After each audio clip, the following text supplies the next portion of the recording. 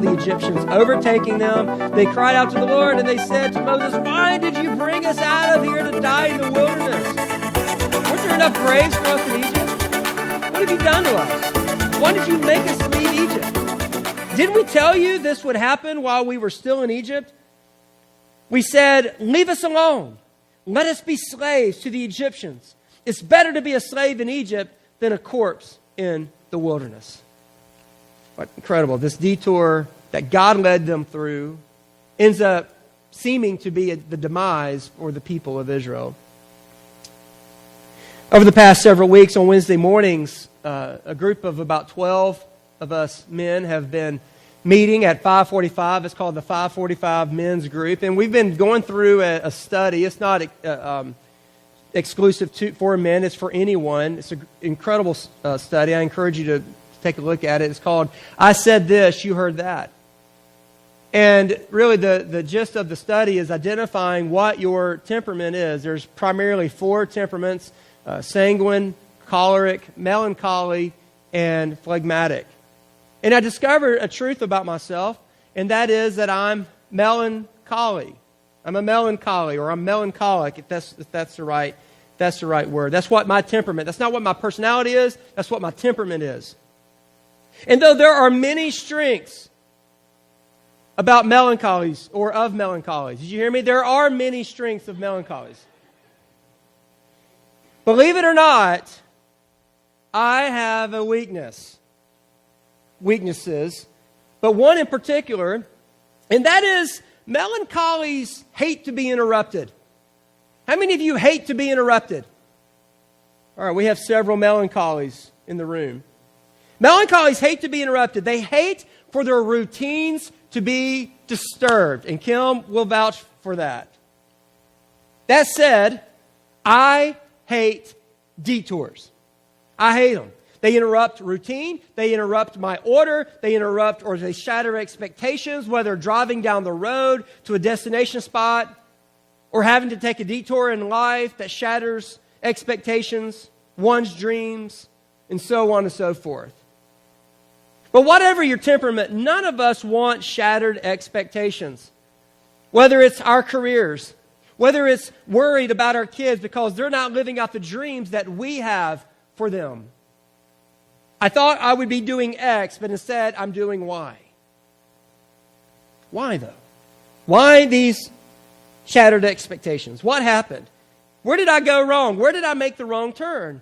Was God not with me on that turn? That decision that I made?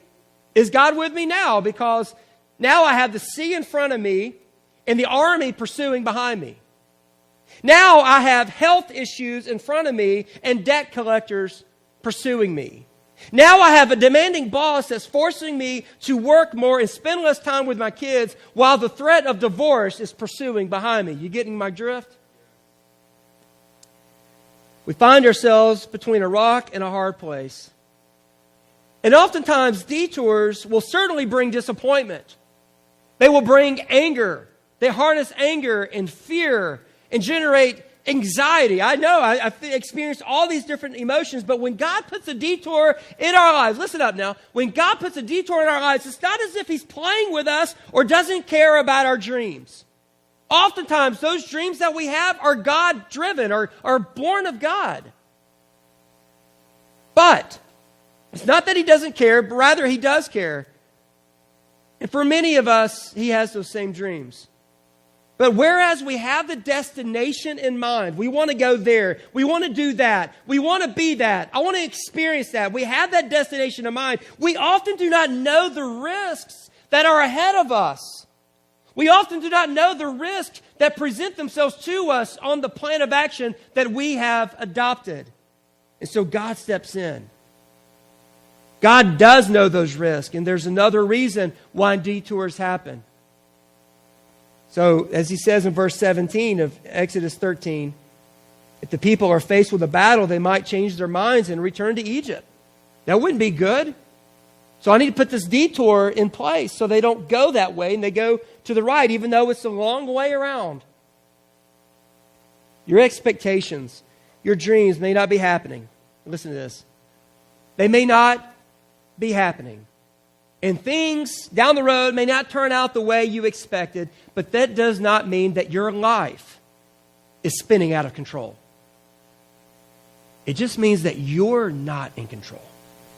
And as a choleric is one who loves to be in control. Not that they're power hungry, not that they're trying to lord over people. This is actually a good quality if you understand who's supremely in control, and that's who God is.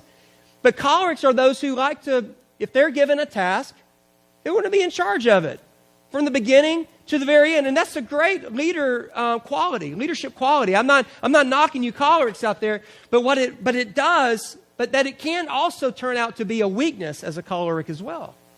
That can actually turn out to be a weakness as a melancholy or a phlegmatic or even a sanguine, whatever your temperament is. Doesn't matter. None of us like to not be in control. It doesn't mean when dreams or expectations don't occur, it doesn't mean that God has abandoned you or your dreams. But maybe you've left God and have decided your own route. I imagine the people of Israel thought that this journey, that they would have this journey, that they would experience the same momentum that they had when they left Egypt. But that seemed to be otherwise. There is something we're in control over, however. There is something that we are in control over, and that is how we respond when our plans or our dreams are interrupted, when detours present themselves.